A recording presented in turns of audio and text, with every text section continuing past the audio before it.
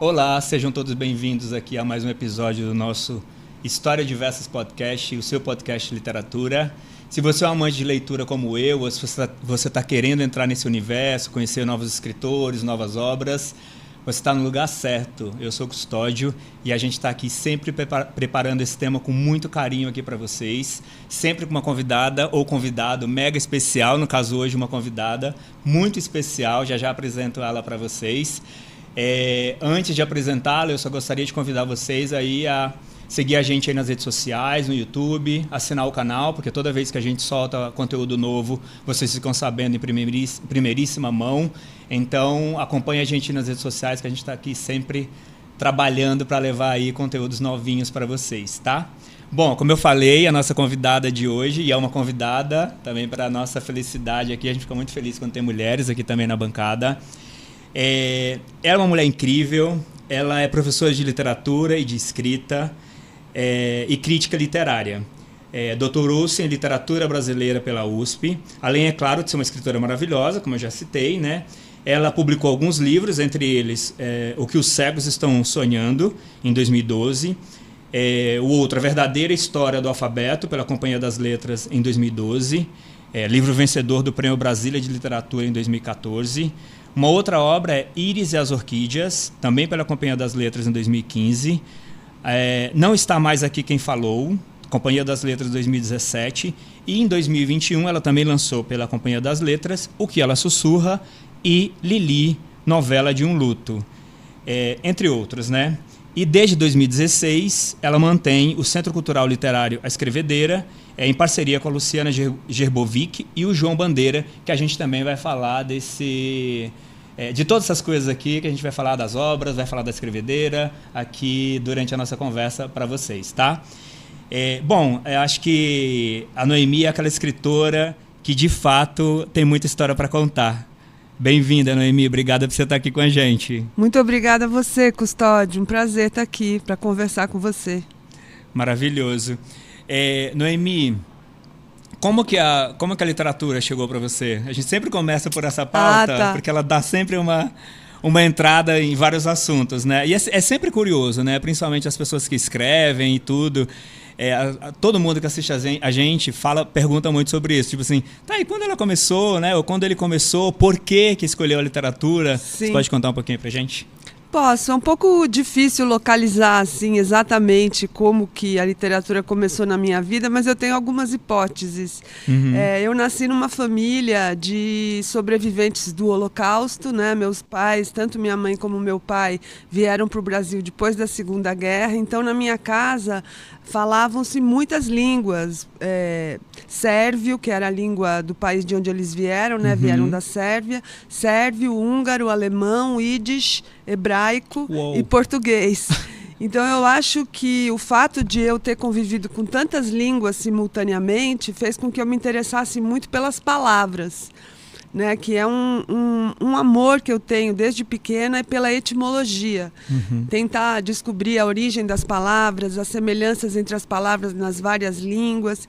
E a outra coisa que eu identifico é que, como eu era a filha mais nova dos meus pais, minhas irmãs são bem mais velhas do que eu acho que eles já estavam suficientemente estabelecidos no país e falavam a língua para me escolherem para contar as histórias da guerra.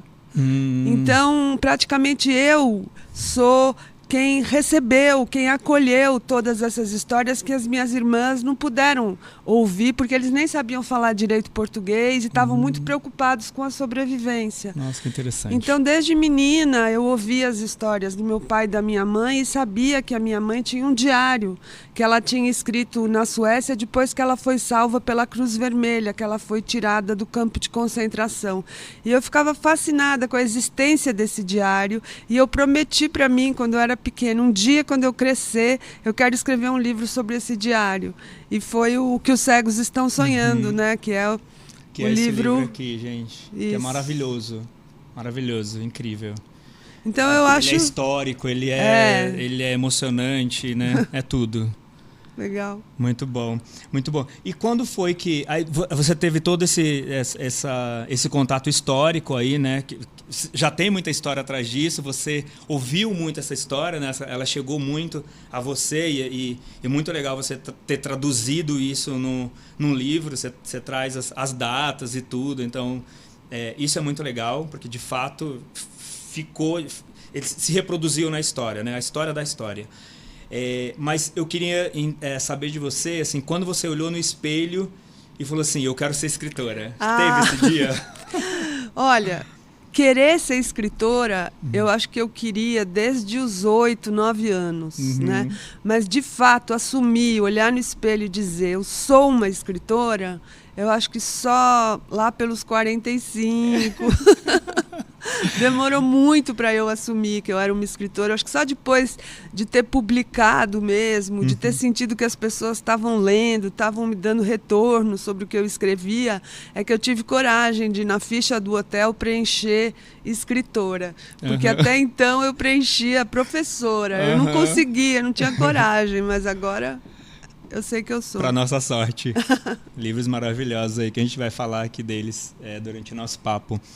E para você escrever, assim, você gosta de escrever mais calma, mais quieta, mais em casa? Ou você, tipo assim, um ofício, onde tiver que escrever, eu escrevo? Exato, Custódio, porque, assim, eu tenho uma vida muito, assim, ocupada. Sim, eu né? sei, te acompanho. Eu faço muita coisa, como você disse, tenho a escrevedeira, que eu cuido, além de dar aulas, né? Que é uma coisa que eu não consigo viver sem, eu preciso dar aula.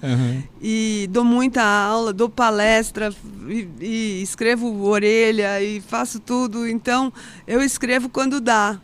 Eu não tenho esses rituais que alguns escritores têm. Tem que ir para uma fazenda. Não, eu adoraria. Adoraria ter um mês de silêncio e tal, seria bom, mas não, por enquanto eu escrevo onde dá, às vezes à noite, de manhã, de tarde, na cama, no escritório, na rua, onde der eu escrevo. Boa, muito bom. O Rafa Galo esteve aqui com a gente também, ele falou, cara, eu escrevo no ônibus de São Paulo para Santos, eu boto o computador na perna e vou escrevendo. Tipo, é muito engraçado, mas realmente tem gente que precisa mais de calmaria aí. E eu vi que 2 livros seus você lançou em 2021, que foi no meio da pandemia. Eles foram escritos também nesse período ou eles já estavam escritos? O Que Ela Sussurra é de 2020. O Lili é que é de 2021, tá? Então, O Que Ela Sussurra foi escrito em 2018, 19. Okay, foi publicado em 20. Justamente no mês em que a pandemia começou. Uou. Já estava com o lançamento marcado e tudo, no fim não teve. E o Lili foi assim que a minha mãe morreu, que minha mãe morreu em fevereiro de 2020. Ontem fez 3 anos que ela morreu. E daí, então, eu escrevi durante a pandemia, imediatamente depois da morte dela. E já publicou também, né? Publiquei, acho que em outubro de 2021, alguma coisa assim. Sim. Publiquei logo depois. Eu li na pandemia, então devo ter lido bem na sequência da publicação. É lindo esse livro. Obrigada. É lindo. Obrigada. Ele é tão grande, tão gigante, apesar de ter... Tão pequeno. Não ter tantas páginas, mas ele é muito grande do ponto de vista de conteúdo. Legal, obrigada. E de sentimento e de delicadeza para tratar um tema tão sensível, que a gente vai falar dele um pouquinho mais para frente. A outra pergunta, né, que eu queria te fazer, quando está escrevendo, é o que você precisa saber para escrever um romance, para começar um romance? Olha, varia demais, sabe? Como que apareceu a ideia de cada romance. Então, por exemplo, O Que Ela Sussurra, eu estava lendo um ensaio de um autor russo, e nesse ensaio eu li sobre a personagem do meu romance, que é a Nadezhda Mandelstam, mulher de um poeta muito, muito importante na Rússia, chamado Osip Mandelstam. Eu li que ela, depois da morte dele, decorou 300 poemas dele, e ela não podia escrever, porque qualquer pessoa que fosse pega com um poema dele escrito podia ser morta. Né? Genial essa história. E eu falei, gente, não é possível que uma mulher decorou 300 poemas e que ficou durante 25 anos com esses 300 poemas na memória. Aí eu fui atrás da história dela. né? E vi que ela escreveu 2 livros contando toda a história da perseguição que ela e o marido sofreram no regime stalinista. E os livros são incríveis. É uma mulher inteligentíssima, muito esclarecida, que abriu mão de muita coisa, inclusive da carreira dela de pintora, para acompanhar o marido. E eu fiquei durante 2 anos pesquisando sobre ela, sobre a Rússia, sobre a União Soviética, a queda da União Soviética e toda a vida que eles tiveram, sobre a poesia do marido dela.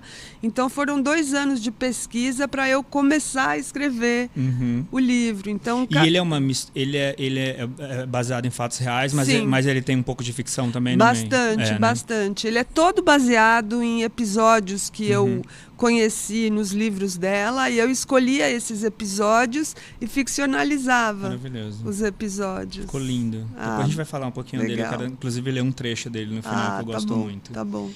E aí, uma outra coisa que eu queria saber de você, muita gente que assiste a gente, né, e também pergunta no próprio YouTube, nas redes sociais, muita gente que está escrevendo, né? Que acompanha a gente também, não só leitores. E que essas pessoas não deixam de ser leitores também. A dificuldade da escrita, da segurança e tudo. E eu queria te perguntar, como uma pessoa crítica literária, uma pessoa que tem tem a escrevedeira, que é um centro ali, que nascem muitos escritores ali, né? Se aprimoram muitos escritores ali que eventualmente já estão escrevendo. Escrever é um dom ou se aprende a escrever durante? É só uma questão de disciplina? Olha, essa pergunta é quase irrespondível, mas eu vou tentar. Eu não acho que seja um dom, não. Eu não acredito muito nessa história de dom. Eu acho que a escrita é uma questão, primeiro, de você querer muito, né? E de você se dedicar muito a ela.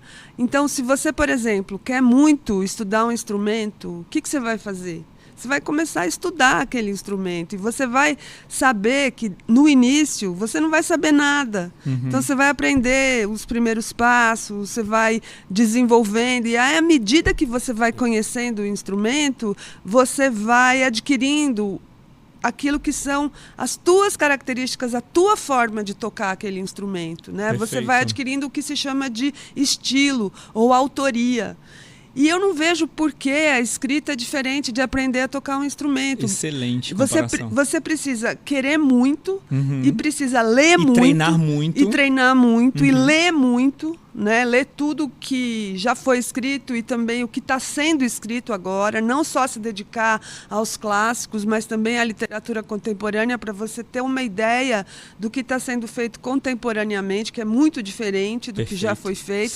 Para você não ficar escrevendo outrossim, outrora, e essas palavras assim que não cabem mais, né, na literatura atual. Sim.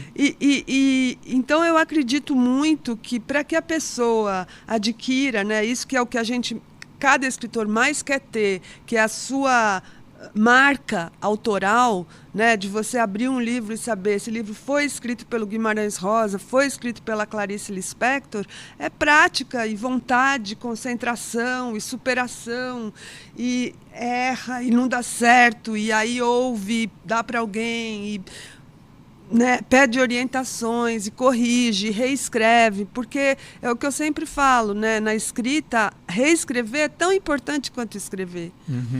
Né? Escrever é um trabalho de reescrita. Não existe essa coisa, vou escrever, sai aquela coisa maravilhosa. Isso é só Mozart. Né? E a gente não é Mozart. Então, é isso. A vida dos mortais é assim. É assim. Escreve, reescreve, Exato, reescreve. É vontade, dedicação e leitura. Né? Não é diferente de aprender a fazer um drible no futebol ou a tocar um instrumento. É parecido. E ter resiliência, paciência. Total, ali, né? Não. Porque... Isso é fundamental e é uma coisa que eu falo sempre, vou até falar lá para a câmera. Se você escreve, a primeira coisa que você tem que pensar em fazer é escrever e não publicar. Perfeito. Tá? Porque as pessoas escrevem já para publicar.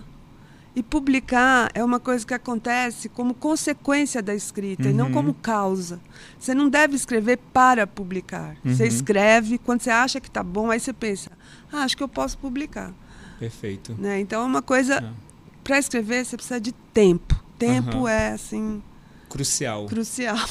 Da escrita, do amadurecimento, da revisão, de tudo, né? Exato. Interessante. Nossa, adorei. Adorei essa resposta. Que legal. Você mandou muito bem. Uma pergunta bem capciosa. Eu acompanhei um painel seu na Bienal, na Bienal do Livro do ano passado, ali na Casa Portuguesa. Sim. Que aconteceram painéis ótimos ali. É. E você falou uma frase, o rapaz te perguntou sobre o que a literatura está a favor. E aí você respondeu, abre aspas, a literatura não está a favor de nada. E eu, ao mesmo tempo que eu fiquei impactado com essa frase, eu também comecei a pensar sobre ela e sobre muitos aspectos concordar. Eu não queria colocar minha opinião ainda. Eu queria ouvir de você, assim, por que dessa afirmação, assim. Eu não lembrava de ter falado isso, mas eu concordo comigo mesma, então tá tudo bem.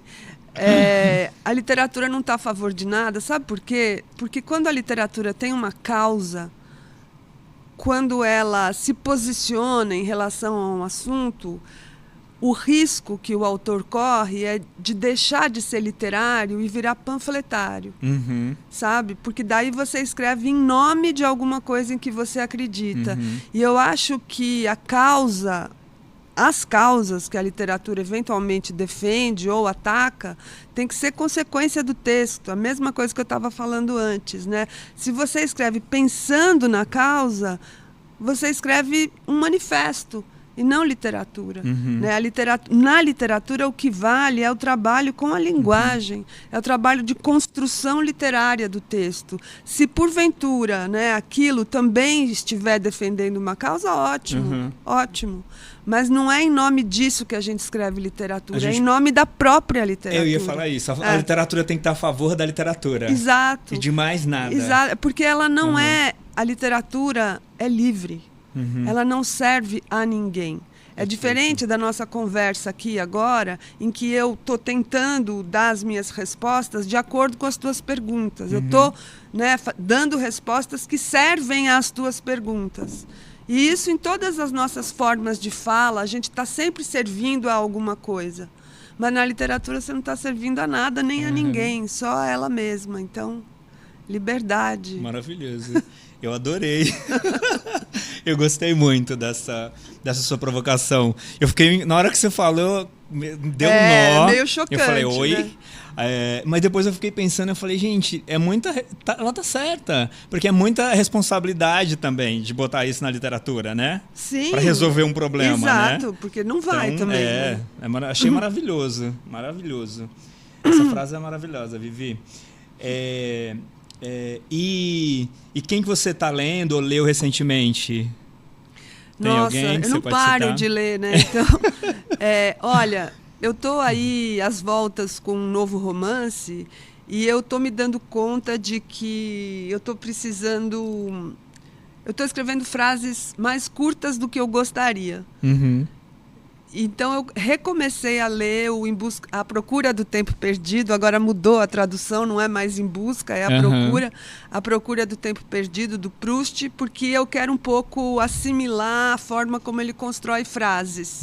Que ele faz frases longuíssimas, né? Então, eu estou meio babando, assim, invejando as frases do Proust. Ao mesmo tempo, eu estou lendo também um livro de um americano que eu estou apaixonada, chamado Daniel Mendelsohn, mas os livros dele estão só em inglês. Cara que é um professor de literatura grega numa universidade de Nova York e também um judeu que também perdeu parentes na Segunda Guerra. Então, ele faz uma mistura nesse romance que eu estou lendo entre a Odisseia do Homero e o Holocausto, que é uma coisa que para mim assim tem muito a ver com as minhas procuras, com as minhas buscas.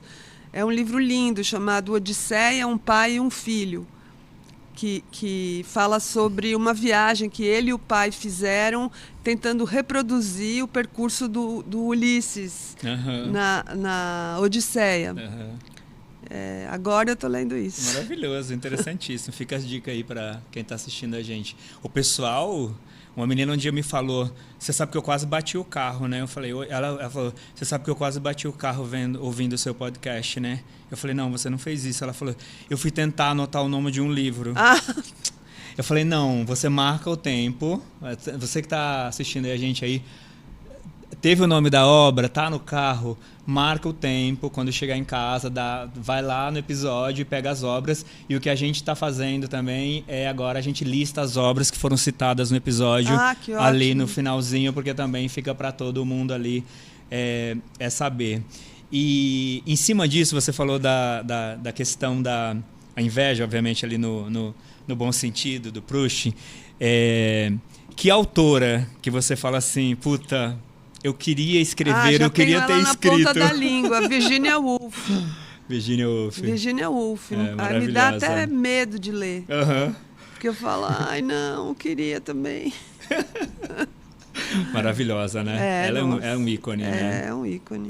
Ela é uma coisa. Muitas oficinas aí também, lendo a Virginia também, eu tenho acompanhado assim, nas redes sociais. Muito bom. Ótima referência. E falando de um outro autor aqui, que eu vi que você gosta muito, que é o Manuel Bandeira. E eu vou puxar, na verdade, pelo Manuel Bandeira, eu vi que você gosta muito da obra dele, Libertinagem e tudo, mas para puxar um ponto, se você já escreveu, se aventurou a escrever poesia... Ou se já escreveu, se pretende lançar um livro de poesia, você já lançou, porque eu não conheço. Já. Ah, é? Então conta pra gente. Meu primeiro livro que eu lancei tardiamente, né? Com 43 anos. Todas as Coisas Pequenas, um livro que foi publicado pela editora Edra e é um livro de poemas. E... eu continuo escrevendo poesia, escrevo até bastante poesia, mas não tenho mais coragem de publicar. Eu tenho uma tal adoração pela poesia que eu quase não me sinto capacitada, sabe? Para mim, a poesia é uma coisa quase espiritual, assim, muito forte. Mas eu adoro ler poesia e escrever poesia. E as pessoas em geral, assim, que eu converso... tem dificuldade em entender, em ler poesia pela questão do entendimento, né? Tem algum autor que você fala assim, cara, aqui é um caminho mais fácil? O próprio Bandeira é um desses exemplos? Totalmente. Tipo, quem está querendo entrar nesse universo, né? Eu acho que o Manuel Bandeira, acho que um cara mais recente... e que facilita muito o caminho de quem quiser entrar pela poesia, é o Manuel de Barros. Maravilhoso. Né, que as pessoas costumam gostar muito. Tem inúmeras poetas contemporâneas que eu acho excelentes, como, por exemplo, Angélica Freitas, que é espetacular. Eu acho que dá para entrar por aí. A Jari de Arraes, a Matilde Campilho. Sim. A Marília Garcia, a Alice Santana, a Ana Martins Marques, olha quantas. São muitas mulheres e todas excepcionais. Sim, tem uma menina que eu ouvi na Flip, ela chama, até tenho falado com ela porque estou querendo muito que ela venha aqui conversar com a gente também, chama Natasha Félix. Não conheço. Uma garota, mas assim... faz poesia falada, que é uma coisa assim de ficar todo mundo boquiaberto. E aquela garota que foi na Flip, uma rapper que faz slam, nossa, não lembro o nome dela agora, que é espetacular. Tem muita gente eu tô gostando muito de ver esse movimento da poesia, essa coisa dessa poesia mais contemporânea, vamos dizer assim. A própria Rupi Kaur, né? Que é a indiana, que na verdade se naturalizou, acho que canadense, que teve no Brasil recentemente, também é um fenômeno. Os livros dela vendendo milhões de livros, livro mais vendido pelo New York Times e tal. Então a menina é um fenômeno, assim, né? É. A poeta top aí, trend do mundo. Então muito legal ver a poesia chegando nesses lugares, né? Até no TikTok você vê muito vídeo hoje de poesia sendo seguido, postado e audiências de pessoas muito jovens, o que é muito bacana, né? Demais. Maravilhoso, muito, muito interessante. A outra coisa que eu queria perguntar para você, você é uma pessoa que circula muito assim, entre a indústria literária, né? Você é escritora, mas você tem muito contato com o pessoal do meio. Eu acompanho você em muitos eventos, eu te assisto em muitos eventos, estou sempre ali sentado na cadeirinha ali na frente, né, para minha felicidade. E eu queria te perguntar, e estou te falando isso porque acho que você é uma pessoa que está muito conectada com a indústria também, de uma forma mais geral. E assim, a gente sabe que tem ainda um campo, uma quantidade de pessoas muito grande no Brasil que ainda não leem, que ainda não têm acesso à leitura. Onde você acha assim, que está o gargalo assim, para deixar que eventualmente os livros poderiam chegar de uma forma mais acessíveis? Ou pessoas que não têm dinheiro para comprar um livro, ou pessoas que ainda não chegaram na questão da leitura, sabe? Olha, atualmente existem inúmeros clubes de leitura acontecendo no país inteiro, né? Então, alguém que realmente tem a vontade de começar a ler, mas muitas dessas pessoas não sabem por onde começar, procure um clube de leitura na sua cidade ou perto da sua cidade, um clube de leitura online. A própria Escrevedeira tem vários clubes de leitura acontecendo, né? A Luciana Gerbovic, que é minha sócia, é uma grande especialista nessa área, e ela tem até projetos que têm como ambição melhorar o nível a quantidade de leitores no país através de bons livros, com convênios com várias editoras, já trabalhou em penitenciárias, né? Trabalha com comunidades. Certamente você vai encontrar um clube de leitura próximo de você. E agora, com esse novo governo, a gente está com a expectativa, a esperança de que haja mais compras por parte do governo para distribuição nas escolas, né? Que esse é um grande gargalo. Sem dúvida. Então, as escolas, eu acredito, principalmente com esse novo ministro da Educação, que é um cara em quem eu boto muita confiança. Acho que ele vai fazer um bom governo. Eu acredito que ele vai fazer compras de bons livros para distribuição nas escolas, que é uma coisa que pode melhorar a nossa vida. Né? Que alegria. Voltamos a respirar. Ufa! Maravilhoso. Não, é muito interessante, assim, né? Porque acho que os escritores se esforçam tanto para produzir as obras, né? Sim. Ler é tão mais fácil que escrever. Nem me fala. Então, acho que se a gente achar um caminho para esse livro chegar nas pessoas, eventualmente, a gente vai ter mais gente engajada com isso. Eu fiz o curso do Zé Luiz Peixoto lá na Escrevedeira, né? Um fofo também, um querido, que esteve aqui com a gente também. Gosto muito dele, sou muito fã do trabalho do Zé. Cara, e ele passou um texto pra gente escrever, né? E eu tava numa semana muito cheia de trabalho. E aí, sei lá, eu só tinha o último dia para escrever o texto, porque a última aula dele ia ser naquele dia. E, sei lá, eu acordei 4h30 da manhã, eu tinha até 6h30, 7 horas para escrever. Acordei 4h30 da manhã, lavei o rosto, fiz um café, sentei e falei, vai ter que sair esse texto, porque eu não posso sair de WO desse curso, sem ter entregue o texto pro Zé, né? Nossa, né, eu suei.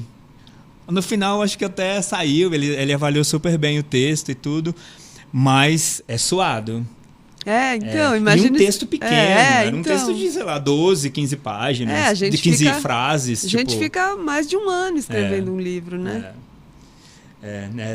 Não é fácil não, de jeito nenhum. Vamos aproveitar, gente, vamos aproveitar os livros que estão escritos aí, porque é muito mais fácil pra gente, tá? Obviamente que a gente sabe, a questão social das pessoas, e é por isso que eu trouxe esse tema aqui, para a gente cada vez estar falando disso e tentando aí pensar em alternativas. Eu acho que a alternativa que a Noemi trouxe aqui dos clubes de leitura pode ser uma alternativa maravilhosa para as pessoas chegarem nas obras de uma forma aí mais acessível. Então a gente está sempre trazendo esse tema aqui para a gente, obviamente, fora que tentar achar soluções aí. Na cidade de São Paulo, a gente tem bibliotecas públicas muito boas. Né? Tem a biblioteca pública que fica lá onde era o Carandiru, que é excelente, além de ser um lugar super agradável para estudar, para ficar durante a tarde, ler. Tem a biblioteca no Parque Vila Lobos e tem uma outra na Lapa. São todas bibliotecas públicas, fora a Biblioteca Mário de Andrade, que é espetacular. Então é outra oportunidade, né? Claro que em várias cidades tem muitas bibliotecas boas também que as pessoas podem frequentar. Sim, sem dúvida. Ótima dica aí também. Bom, eu falei da escrevedeira, do curso que eu fiz lá com o Zé. Foi uma experiência maravilhosa. Eu amei tudo, o espaço, tudo, a energia, a ideia, tudo. Eu achei tudo absolutamente espetacular. E eu queria muito que você falasse aqui para quem está vendo a gente da escrevedeira. Tá ótimo. Bom, a escrevedeira nasceu em 2016, que foi uma ideia conjunta que nós três tivemos, eu, a Luciana Gerbovic, que foi minha aluna e que agora coordena todos os grupos de leitura, e o João Bandeira, que também é poeta. E nós três nos reunimos e decidimos alugar uma casa, que é uma graça, que fica na Vila Madalena, o Custódio conhece, e abrir um centro cultural literário só dedicado a cursos e oficinas relacionados à escrita e à literatura, né? Tem o nosso site, que é www.escrevedeira.com.br. Também a gente tem uma página no Instagram, onde a gente divulga mais de 12 cursos por mês. Todos os cursos são gravados, então as pessoas podem comprar o curso e fazer depois. Tem agora 3 cursos EAD, que também a pessoa pode se inscrever, comprar e fazer quando ela quiser, um curso permanente. Tem o meu curso de 5 princípios da escrita criativa, o curso do Christian Dunker sobre psicanálise e literatura, e agora vai ter o do Rodrigo Lacerda sobre o Rei Lear, do Shakespeare. Nossa. E todo mês a gente troca mais de 12 cursos diferentes e 4 clubes de leitura. Maravilhoso. E não tem desculpa. Não tem desculpa, porque assim, eu acho o valor é super razoável e dá para dividir em 5 vezes, então a gente sempre está disposto a conversar. A gente tem um projeto social também de literatura para adolescentes e estamos aí, estamos na luta. Eu quero fazer esse curso seu, hein? Pode fazer, certeza. Claro. Vou fazer com certeza. A gente tem um momento aqui do papo que a gente tem um quadro que a gente chama de 3 Es, que na verdade é para a gente falar de 3 livros. Um livro para enaltecer, um livro para emprestar, por isso os Es, e um livro para esquecer. Tá. Então é para eu pensar num livro para enaltecer, um para emprestar. Um livro para enaltecer é um livro que você... um livro muito bom, assim, que você fala. Esse livro é outstanding, assim. Tá bom. Nossa, assim, de cara, fica complicado. Bom, um livro para enaltecer, vou falar do José e Seus Irmãos, do Thomas Mann, tá? Que é um livro que eu adoro, que foi muito importante na minha vida. É um livro sobre a história bíblica do José, o José que foi vendido pelos irmãos para os egípcios, mas os irmãos contaram para o pai que ele tinha sido morto, né? E no fim o José era um grande intérprete de sonhos e por causa disso ele foi escolhido pelo faraó do Egito para ser o intérprete dos sonhos dele, faraó. E o José, ele interpretou que o faraó tinha tido um sonho de que eram 7 vacas gordas e 7 vacas magras. E o José interpretou e disse: olha, nós vamos ter 7 anos de fartura, seguidos de 7 anos de escassez. Então é melhor você guardar todos os grãos possíveis para que quando vier a escassez nós tenhamos comida. E foi o que o faraó fez e foi o que aconteceu. Nossa, que maravilhoso. Então o Egito era o único lugar do mundo na época com comida. E o que acontece? O Jacó, que é o pai dele, com os irmãos passando fome, vão para o Egito para tentar comer. E quem eles encontram lá? O filho que o pai achava que estava morto e que os recebe e os perdoa. Essa história é maravilhosa. É maravilhosa, né? Nossa, e o não li ainda, tá na minha lista. E o aqui Thomas já. Mann, ele expandiu essa história, ele ficcionalizou a história e ele detalha. E o grande assunto do qual o Thomas Mann fala durante a obra é o tempo. Né? O que é o tempo? O que é a passagem do tempo na Bíblia? O que é o tempo agora? Né? Como se debruçar sobre o tempo que passou enfim, é um livro bárbaro. E qual o nome da obra, desculpa? É José e seus irmãos. José e seus e irmãos. O autor é o Thomas Mann. Perfeito. Nossa, excelente. Eu amei o roteiro. Eu amei essa história. Demais. Escrita por ele, né? Exato. Boa dica aí, excelente. Legal. E para emprestar? Um livro para emprestar? Vou escolher um livro brasileiro. Uhum. Eu emprestaria um livro que eu acho que não foi devidamente reconhecido pela crítica e nem pelo público, que é um livro de um autor muito amigo chamado Joca Terron. Uhum. O livro Noite Dentro da Noite, que, na minha opinião, é um dos grandes livros dessa nossa década. É um livro quase um épico mato-grossense. Uhum. Um épico pantaneiro, né, que fala sobre a situação política do Brasil atual. Ele quase que profetiza alguns acontecimentos políticos que aconteceram, fala bastante sobre o Lula, mas tudo de um ponto de vista meio mágico, místico. Uhum. Um livro incrível. Maravilhoso. Não é um autor que está muito em evidência mesmo, então é legal também trazer essa referência. Eu acho que seria até legal trazer ele aqui, porque ele é incrível. E um livro para esquecer, né? Desculpa, você pode repetir o nome dele? Então? É Joca Terron. Tá bom, perfeito. E o nome do livro é Noite Dentro da Noite. Noite Dentro da Noite, perfeito. Noite Dentro da Noite. E agora é um livro para esquecer. Oh, meu Deus, um livro para esquecer. É difícil, porque os livros para esquecer eu esqueci. Tá respondido, então. Eu acho que esses livros do tipo Como Enriquecer em 10 Lições, qualquer um livro desse Aprender tipo... Aprender inglês em 3 horas, falar fluente em 3 horas. Qualquer livro desse tipo, né? Como Ser Feliz, não sei o quê... Qualquer livro de autoajuda, eu acho que é um livro para esquecer. Anotado. Bom, já que a gente está falando de livros, então, eu queria, obviamente, falar dos seus. A gente já citou alguns, né?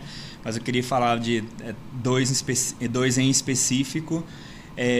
Primeiro, o Lili, Novela de um Luto, que é esse livro aqui, que apesar dele ter um formato pequeno, ele é gigante do ponto de vista de conteúdo, de forma, de sensibilidade escrita. É maravilhoso. Que ele fala, né, Noemi, sobre a morte da sua mãe, que você falou que infelizmente aí tá fazendo 3 anos esse mês, e eu queria saber por que a decisão de escrever esse livro. Por que você decidiu? Assim, é uma homenagem? Você decidiu para falar com o luto? Sim. De onde ele surgiu? Então, Custódio, eu costumo dizer isso. Quase que não foi uma decisão, mas uma urgência. Uma urgência corporal, praticamente. A morte dela, embora já fosse esperada, me doeu tanto que eu precisava escrever, que era para não esquecer. Eu fiquei com muito medo quando ela morreu, que o processo de luto começasse e redundasse, culminasse no esquecimento, né? Porque é isso que o luto faz. Né? Você cumpre o processo de luto e depois você se sente aliviado porque você consegue esquecer a pessoa. Mas eu não queria. Eu não queria nunca me separar dela, Aham. né? Do corpo dela, inclusive. E eu escrevi que era para guardar tudo, os colares que estavam pendurados na porta do armário, o chinelinho, o Aham. casaquinho. Eu queria guardar tudo, o cheiro. Como é que você faz para guardar o cheiro de uma pessoa? Não dá, né? E eu pensei que escrevendo talvez eu conseguisse. Então, não foi uma decisão, foi uma necessidade. Ele saiu, ele Saiu, ele surgiu, saiu né? em 2 semanas. É. Você tem uma frase dele que eu acho que corrobora com isso que você está falando, que você fala o seguinte, abre aspas, já faz 1 mês que ela morreu e eu temo a morte da morte. Exato. É tipo, para não deixar a coisa ser esquecida É mesmo, incrível. né? Por mais que seja a morte, né? É incrível, porque eu não queria que parasse de doer. Todo mundo, acho que as pessoas querem que pare de doer. Eu não queria. Porque eu sentia que quando a dor cessasse, eu teria esquecido ela. E acontece que esse é o processo natural mesmo, a gente esquece. É verdade. Até fazendo uma analogia com os nossos órgãos, né? Assim, você tá com a mão sadia, você não se dá conta que ela é tão útil, que ela é tão necessária, Sim. que os 5 dedos são tão necessários. Machuque esse dedo, que você vai ver o quanto você usa ele. Exato. Mas também no dia que ele ficar bom, você vai voltar a esquecer que a sua mão sempre esteve Isso, ali, né? é. É um pouco isso, né? É, sim. Nossa. Mas muito legal, assim, eu acho que você traz. É um tema difícil, né? Acho que de ser tratado, de ser lidado, mas eu acho que você traz ele de uma forma assim muito, muito pé no chão, assim, né? Acho que sim, porque o que eu tentei fazer foi trazer uma pessoa à vida para quem não a conheceu, né? Fazer com que uma pessoa surgisse daí. Eu acho, assim, sem falsa modéstia, que a minha mãe está aí. Sem dúvida. E eu acho que quem lê também sente. Eu tenho uns trechos que ficou na minha cabeça, assim. Eu acho que eu consegui viver um pouco da minha forma, um pouco da história ali. A sensação é que a gente conviveu um pouco com ela. Ah, que bom. Quando você lê o livro. É incrível, maravilhoso demais. E o outro que eu queria falar, que até a gente já falou um pouquinho dele, é o que ela sussurra, né? Que eu achei a ideia genial, a ideia de dela guardar, né, os poemas, né? A Nadejda, guardar os poemas, né? Porque eventualmente se eles fossem escritos de alguma forma e quem fosse pego com aqueles poemas, certamente seria morto e tudo. E é genial.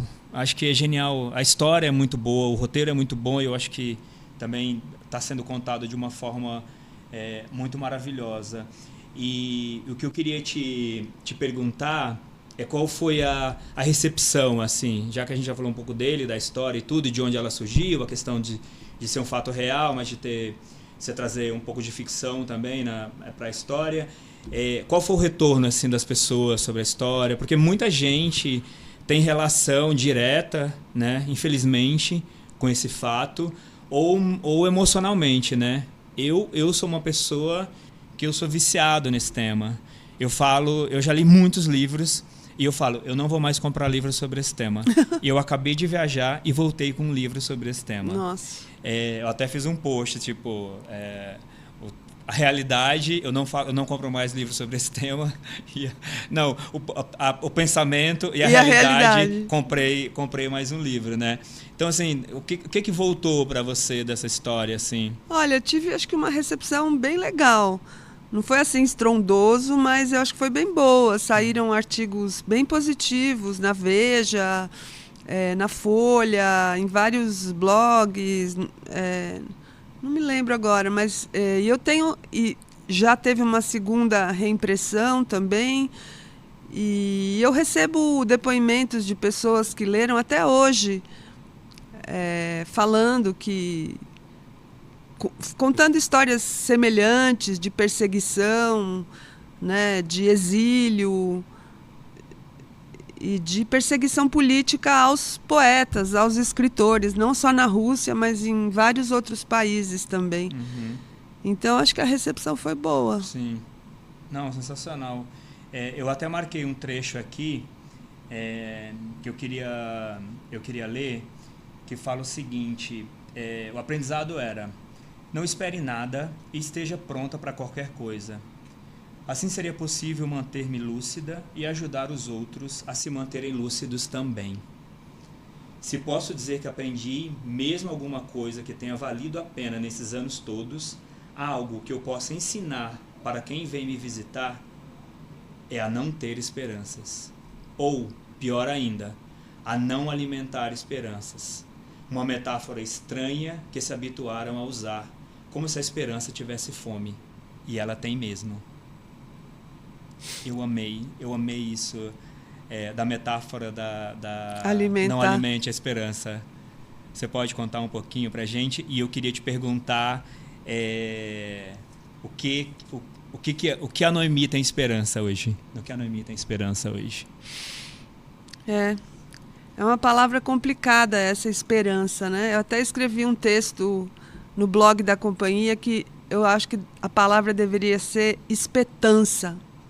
E não esperança, porque como se a esperança fosse não só uma expectativa passiva de que as coisas melhorem, mas uma dinâmica ativa de espetar a realidade com a tua expectativa, e não só ficar esperando, ir lá e tentar mudar, fazer mudar, porque a esperança não pode ser só, né, essa ideia de que alguma coisa vai chegar, mas você tem que fazer tudo para que essa coisa chegue.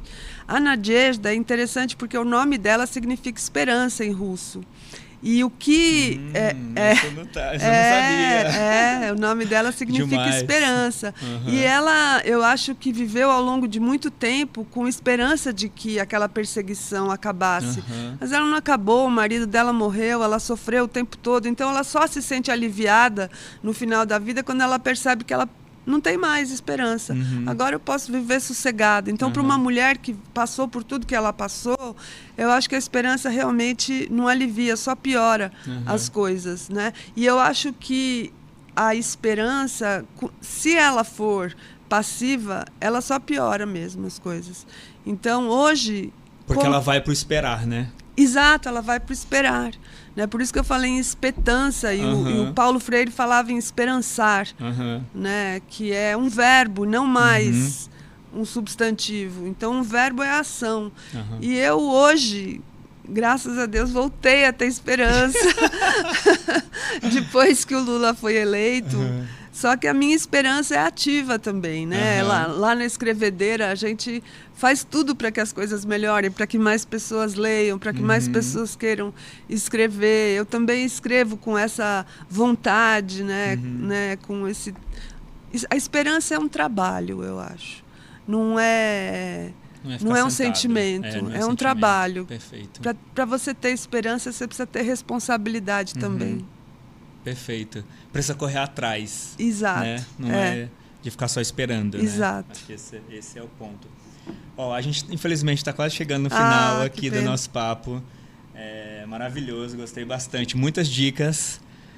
Livros que ainda não tinham sido falados ainda aqui no Pod.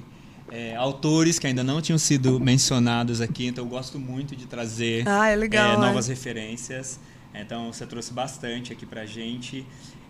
Antes da gente finalizar, eu queria te perguntar só o que está na sua pauta hoje de escrita. Você está escrevendo alguma coisa? Você tem alguma coisa para sair? Sim, tem. Agora, em julho, vai sair um livro meu sobre escrita. Opa!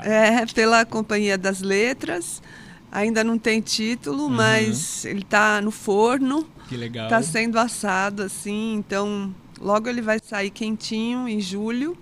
E estou escrevendo um romance novo. Provavelmente vai sair o ano que vem, se tudo der certo. Duas notícias incríveis aí pra gente, então. Eu sou suspeito, porque sou muito fã do seu trabalho. Obrigada, Custódio. Noemi, mais uma vez, super obrigado. Obrigada por estar a aqui você. com a gente, demais. Tenho certeza que as pessoas que acompanharam a gente aí curtiram bastante também o papo, as dicas. Não é todo dia que a gente tem uma Noemi conversando com a gente. Nossa. Que ela sabe a representatividade que ela tem para o cenário literário contemporâneo. Acho que é difícil a gente falar de literatura hoje no Brasil sem falar de você, sem passar por você. Em todos os contextos, um contexto muito mais amplo do que só o da escrita. Pelo menos pelo que eu consigo acompanhar aí do seu trabalho e do que acontece aí no meio. Então, super obrigado. A gente está mega honrado aqui de ter tido você aqui. Volte mais vezes. Volte quando lançar o romance. Já fica aqui o convite, quando você lançar o romance, para você vir contar dele aqui pra gente. A gente falar de mais outras obras e outros autores e eventualmente outros temas também. Então, super obrigado, tá? Muito obrigada a você, Custódio. Adorei a conversa. Tuas perguntas são ótimas. E, gente, muito obrigado aí por vocês terem acompanhado aqui com a gente esse papo delicioso que a gente fez hoje aqui. Não deixa de seguir a gente nas redes sociais, tá? Para toda vez que a gente tiver conteúdo novo, vocês serem os primeiros a serem informados. Muito obrigado pela audiência. A gente vai estar sempre aqui preparando conteúdos com muito carinho para vocês. Um beijo grande, fiquem com Deus e até o próximo episódio, tá bom? Beijo.